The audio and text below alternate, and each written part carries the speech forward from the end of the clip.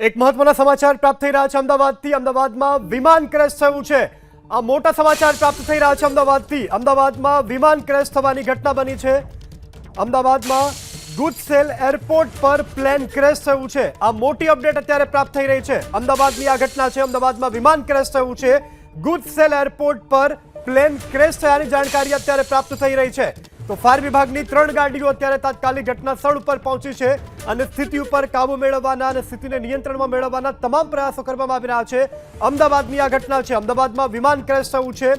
GUJSAIL airport પર આ plane crash થયું છે।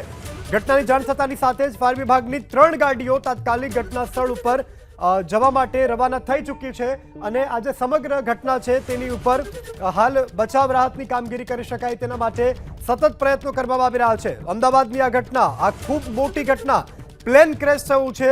ગુજસેલ એરપોર્ટ પર આ પ્લેન ક્રેશ થયું છે। તો હાલ તો ફાયર વિભાગની 3 ગાડીઓ ઘટના સ્થળ ઉપર છે અને આ મોટી અત્યારે અપડેટ પ્રાપ્ત થઈ રહી છે। દ્રશ્યોમાં પણ જોઈ શકાય છે કે અમદાવાદની આ ઘટના છે। અમદાવાદમાં પ્લેન ક્રેશ થયું છે અને સ્થિતિ ઉપર કાબુ મેળવવા માટે, સ્થિતિને પહોંચી વળવા માટે અત્યારે 3 ફાયર વિભાગની ગાડીઓ ઘટના સ્થળ ઉપર છે।